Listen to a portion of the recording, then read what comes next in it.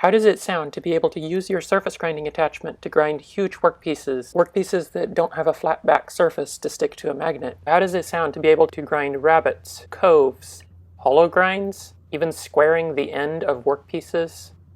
Grinding straight edges that lead into internal corners, grinding radiuses, and of course just doing normal surface grinding work where the two faces need to be parallel. And all of that in an attachment that's super easy to make, doesn't require special tools, and only costs about $300. All of that and more is what I'm about to unveil in this video. But first, a bit of background. This is my 2x72-inch tilting belt grinder, which I've been selling plans for since 2017. I also sell plans for various attachments for it, including a contact wheel and small wheel attachment, but the one that's always been missing has been the surface grinding attachment. People have been asking me for a surface grinder since day one, but it's taken me all this time to come up with one because I don't like traditional surface grinding attachments, and I wanted to design something better. So this is not the final design, but I wanted to show you this one because it works the same way as the commercial ones that you can buy. I wanted to show you so that I can explain why I don't like this style. So instead of moving straight in and out, it pivots in and out. But aside from that, this is a very traditional surface grinding attachment. You have a rubber contact wheel that the belt runs around, and then a magnetic chuck that traverses back and forth in front of it. It's just a 2-axis attachment, so it moves this way and it moves towards and away from the belt, and that's it. So first I want to quickly talk about the limitations of this kind of surface grinder that make me not like it, and then I'll unveil the final version and show you how it fixes those limitations. I think the quickest way to sum this up is that this style of attachment tends to be extremely expensive,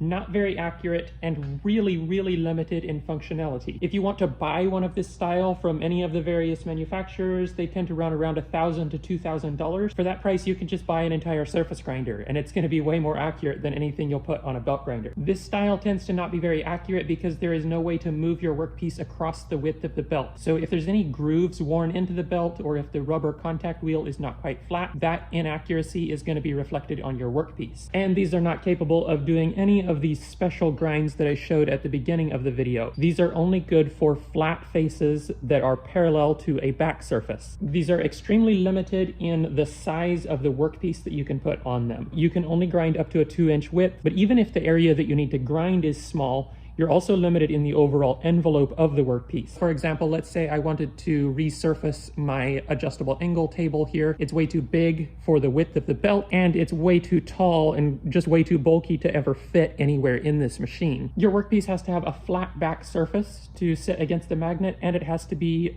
a ferromagnetic material so that it will stick. This style also doesn't have any way to add on jigs or fixtures or anything like that. That feels like kind of a waste because you have this precision infeed axis and this precision linear bearing that could really unlock a lot more potential if there was just a way to build more stuff onto it.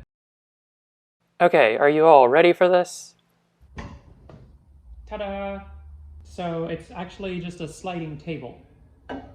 Naturally, you can mount a magnetic chuck to the table, and in this configuration, it works exactly like any other surface grinding attachment. But you can take the magnetic chuck off, and you just have a table that you can clamp anything down to. And since this just mounts in the table holder, it's decoupled from the attachment. So you can use this with any attachment. It doesn't have its own wheel. So I actually designed this primarily to be used with the vertical platen attachment, which might seem kind of strange at first because you're feeding into the side of the belt. That works totally fine. And that's what enables me to do really big workpieces like this table for the belt grinder. This is flat to within about 1/1000th of an inch. It's pretty scratched up because I've been using it for a few months, but I did that just clamping it down like this and running it in front of the belt. Using the vertical platen attachment also means that you have a sharp corner to work with, so you can grind all the way into a sharp internal corner. I can clamp that down like this and just slide it into that corner. I'm just going to show a bunch of footage here of me using my prototype sliding tables for various jobs. Here I'm grinding into an internal corner again. Here I'm grinding a very large workpiece that would not fit on a traditional surface grinding attachment. Here I'm just doing a more normal surface grinding job, grinding 2 parallel faces, using the platen attachment. This was a really interesting job. I needed 2 flat faces on this round cylinder at a 45-degree angle and on opposite sides from each other, and they also needed to be pretty precise. So you can see I'm checking them with calipers and feeding in an exact amount to make the face the right distance from the opposite side of the cylinder. So there you can see the finished product. This job ideally would have been done with the small wheel attachment, but I didn't have a 2-inch wheel for the small wheel, so I'm using the platen wheel. So I just did that to make this washer fit the outside curvature of a piece of 2-inch pipe.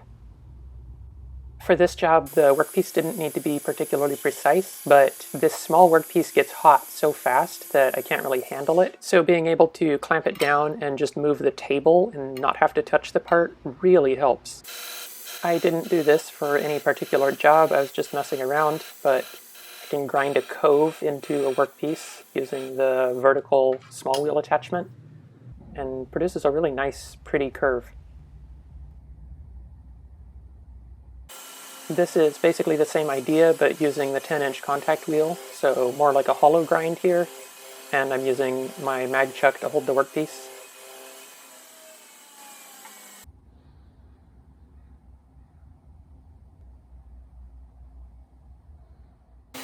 Here's a job that it really seems like the regular surface grinders should be able to do, but they normally can't. I'm able to offset the workpiece to one edge of the wheel, so I can grind a rabbet.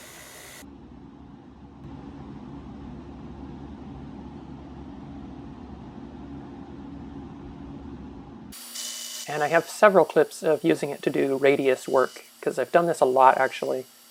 So just with a block of wood with a hole drilled in it, you can use a pin as a pivot point, and then pivot your workpiece around this. But it's really useful. You can see me here sliding the table side to side to get the edge of the platen lined up with the internal corner on this workpiece. So it's really useful to have that side to side axis for radius work. And here's a more interesting one. I'm grinding a straight line and then a curve into an internal curve. So I don't know how else I would do this job at all. I actually have a stop set up on the table. I'll show you how that works later, but there's a stop on the bottom side of the table to limit its travel, so I can stop it exactly when the pin is in line with the small wheel. And this produced a really nice part.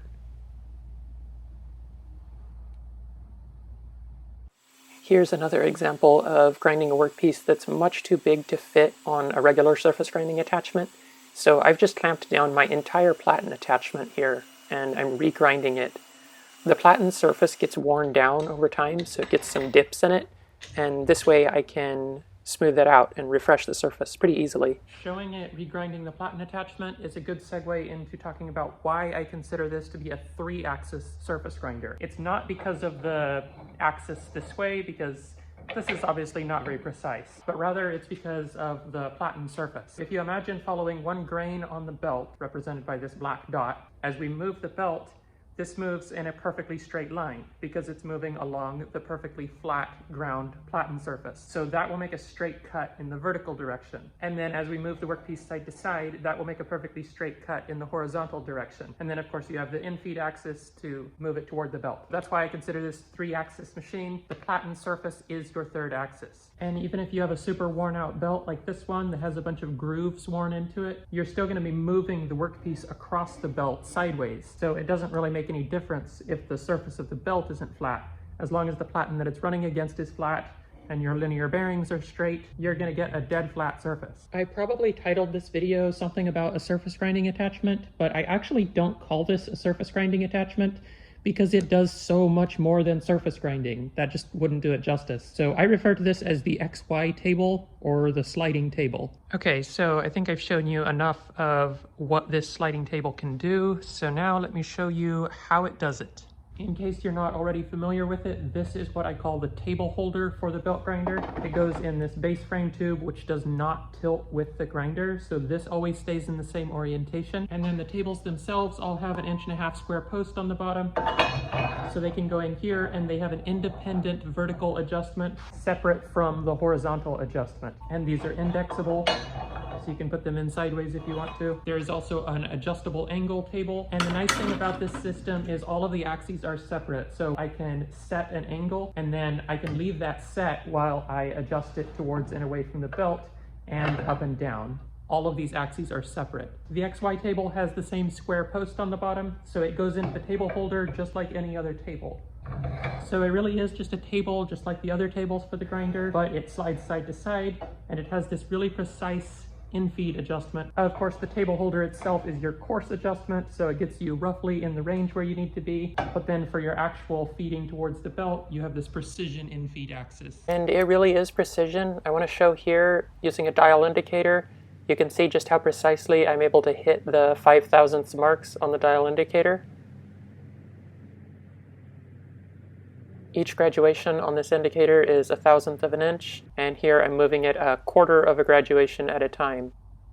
The in-feed axis is 0 backlash, so here you can see how the needle on the indicator moves as soon as the hand wheel does, in both directions. And here's the mechanism that enables that front-to-back motion. So it's just 2 simple flexures. So these are much cheaper than a linear bearing would be, and they're very accurate, and they're super easy to make. These flexures are just made out of plain mild steel sheet. They're not anything fancy, they're not tempered or spring steel or anything. They're just 20 gauge mild steel. When I first started designing this table, I was afraid that the angle of the table would change front to back because the flexures wouldn't be precise enough. And of course that would really throw things off, because like if you're surface grinding and the angle of the mag chuck changes, then you're not grinding parallel. So I've set up a test here to see how much that actually happens. I have 2 dial indicators, so the net difference between these is going to be the angle. They are 5 inches apart. I'm going pretty fast here. I have the video sped up, but every full round of the dial indicator, I'm going to slow it down so you can get a good look here at how close the 2 needles are to 0. And of course you can pause the video if you want to see every 10/1000ths.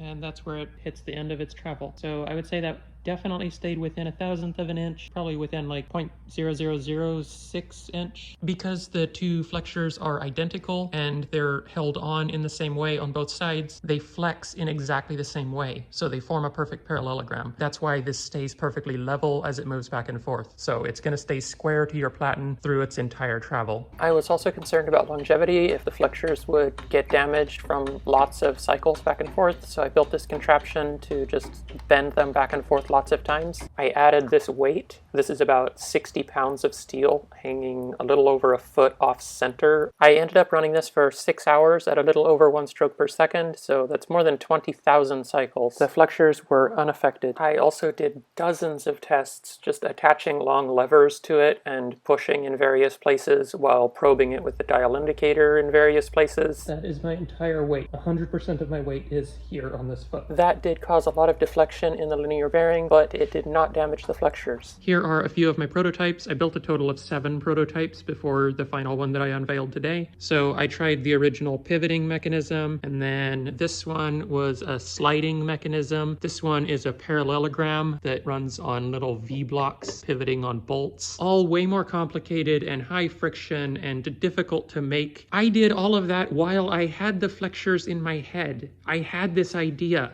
but I didn't believe it was going to work. It took me a lot of testing to really prove to myself then that it actually, in fact, was good enough, but I hope that from the footage I just showed you, you can see that it is.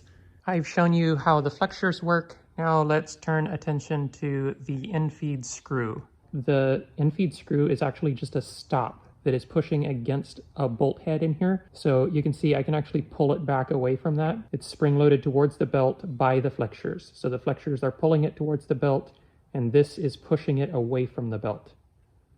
I found out the hard way that it needs to work this way, because if you're forcing it in towards the belt when you turn this, then you're on the wrong end of the backlash, and it's able to move 1/1000th or 2 towards the belt before it runs into the other end of the backlash. The problem is if it chatters, it will self-infeed to the other end of the backlash, and then it's cutting too much. So this way it's always against that end of the backlash already. It can't go any closer to the belt. One quirk that comes with that is that this hand wheel kind of turns the wrong way. You turn it counterclockwise to feed towards the belt. If that bothers you, just use a left-hand thread screw here. Personally, I've gotten used to it and it doesn't really bother me. The end of the end-feed screw is ground to a point so that it touches at the same place all the time. That's necessary in order to get a nice linear motion as you turn the hand wheel. With the hand wheel backed out a little ways, you can see that this top block is made of steel and it has the threads that engage with the screw, but it's cut off so that the screw is exposed on the bottom. That way this plastic block can press up against the bottom of the screw. This adds friction so that the screw doesn't turn too freely, otherwise it would back off with vibrations. And the plastic block also presses the screw up into the threads in this block, which makes it much more stiff and solid. The screw won't tilt or anything. That makes it more accurate. You might notice that this thread block and the friction block below it are off center towards this side. That's because this bolt needs to be completely tight, and then this one is used to apply the tension to the plastic. I found that if this isn't completely tight, when you turn this, the plastic rolls under the bolt, shifts side to side, and that makes it wear out really quickly. That's why this is off center and this bolt is tight. And then looking straight down from on top, we have the pointer here. The hand wheel has this dial behind it with graduations marked every 5/1000ths of an inch in my case. I mean, you can mark this however you want, of course. One other thing that I found to be useful on a couple of occasions is backing this all the way off so that it's not touching here anymore. Now this is spring-loaded away from the belt, so I can push it in until it hits that stop, but I have to be manually pushing it in. It has about 9/16 of an inch or like 14 millimeters of travel, but realistically, you're usually just going to use the front half of that travel where this is going to stay in contact all the time. I just flipped it upside down on the table to give you a little bit better view of it. So the part that I just showed you, the flexures and this, basically everything that moves here, that's what I refer to as the in-feed stage. Feel free to tell me that that's a weird name. It's just all I could come up with. It's the stage that feeds in toward the belt, so the in-feed stage, I guess.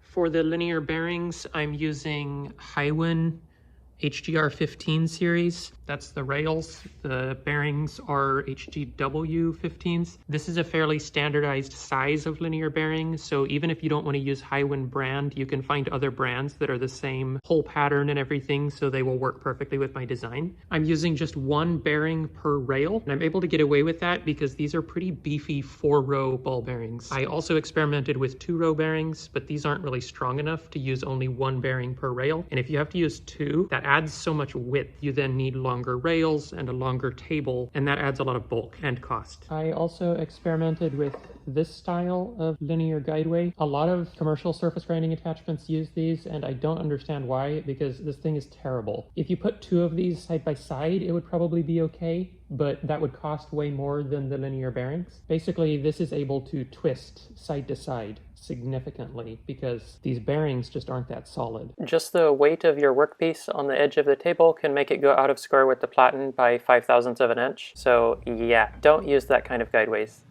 Back in here between the linear bearings, there's a bolt sticking out of the top of the in-feed stage, and then both ends of the table have a bolt sticking down from the bottom of them. So that's your end stop.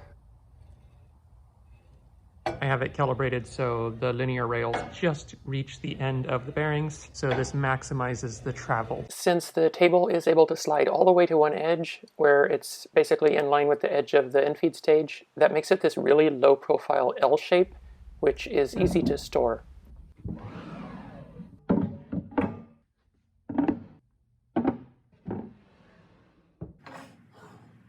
On the back of the in-feed stage, the side facing the belt, we have this shield. This is just a spark shield to keep the sparks from going directly onto the bearing.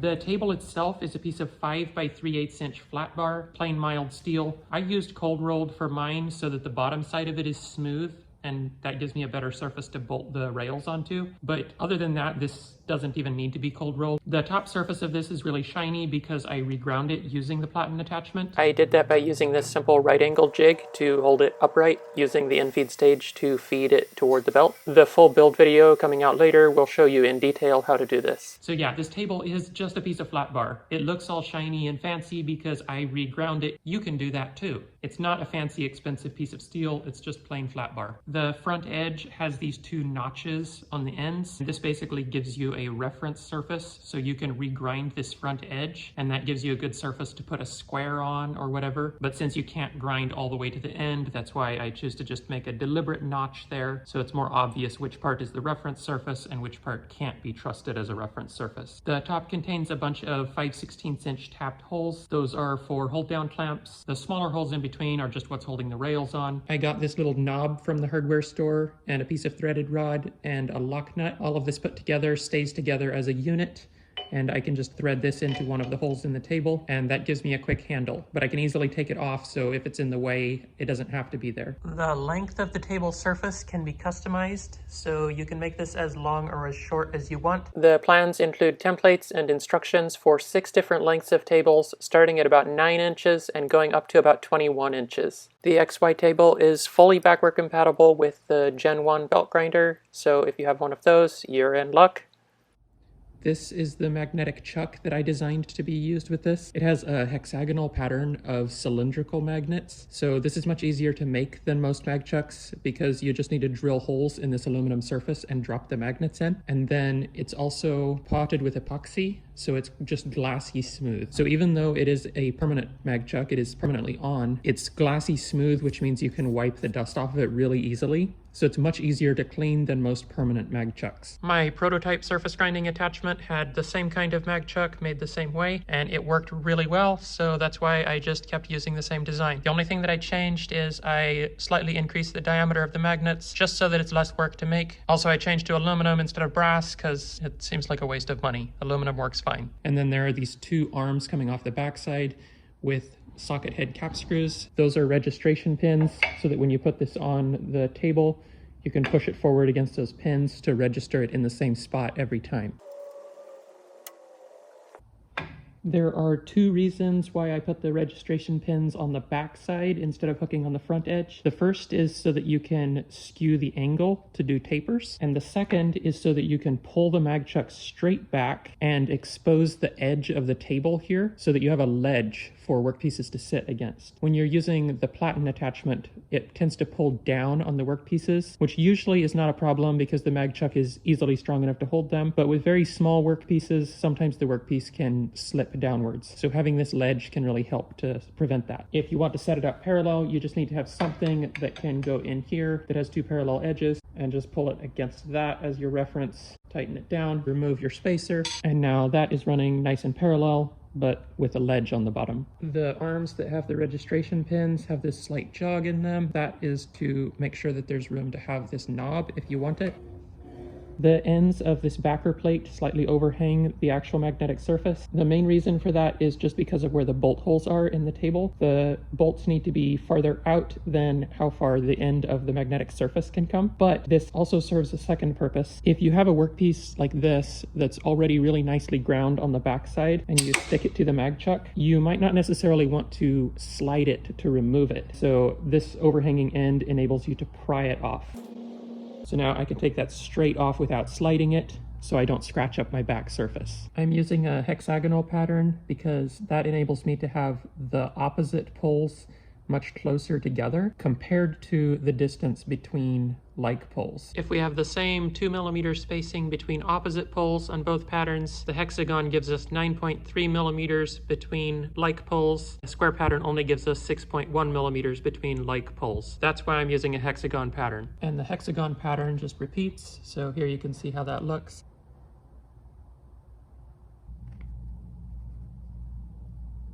This is the design I came up with for the clamps. It's just welded up out of a couple pieces of flat bar, threaded rod with a knob to clamp it down. You need to support the back end of the clamp with something that's roughly the same thickness as your workpiece. And these are actually quite secure, surprisingly secure. You could definitely make a clamp that is more user-friendly than this, but this is just extremely simple, and I prefer to keep things simple. If you're wondering what the bump on the back end is for, it's for something I referenced earlier. Let me show you. You can attach the clamp upside down to the bottom of the table, and now it acts as an adjustable end stop. In some cases, it can be useful to completely lock the motion of the table. In that case, you can just attach a second clamp to the other side, and now it can't slide at all. Alright, that's it for the unveiling, but before I go, I want to give you a quick build montage just to give you an idea what goes into this build. This is not the full build video. There's going to be a separate build video that goes into great detail, so stay tuned for that. So I start by gluing all of the templates on, and then center punching all of the holes, cutting, drilling, and tapping where the templates tell me to. And then once I have all of the parts cut, as well as all of the parts that I needed to buy, I can start on the assembly.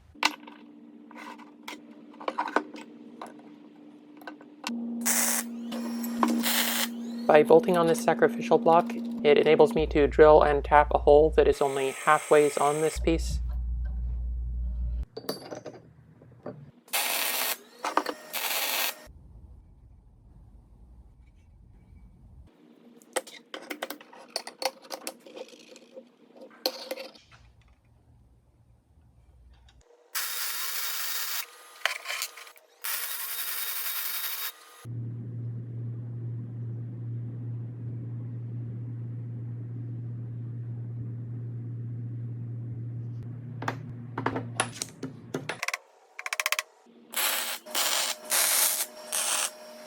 And that's all of the welding done. We're ready to paint the parts and then start on the final assembly.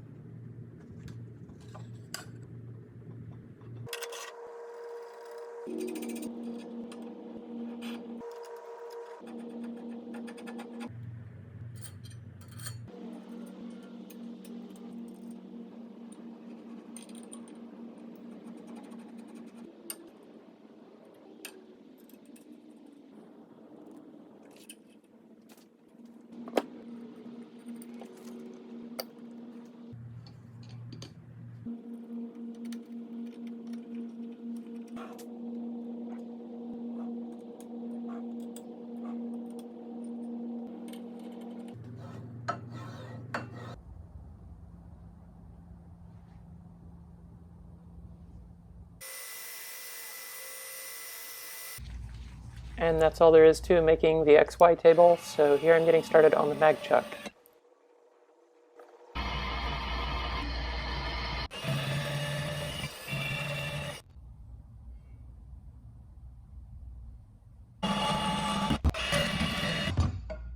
I bolted the two arms that hold the registration pins together so that I can grind them as a single piece and make them identical.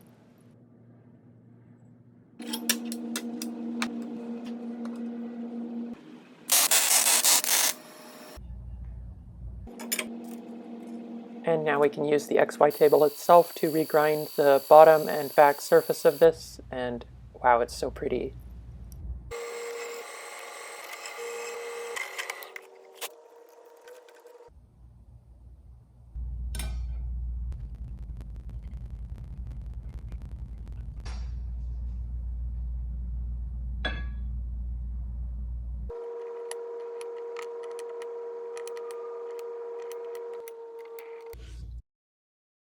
I filled this in with JB Weld. That is a kind of epoxy that has a pretty high temperature rating.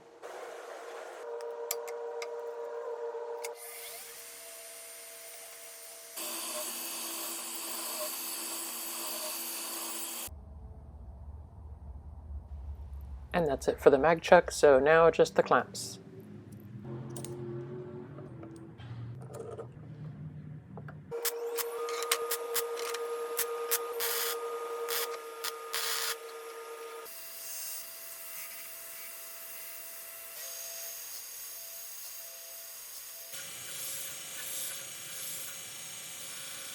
They have a slight recess ground into the bottom of them so that they only touch at the very front and back.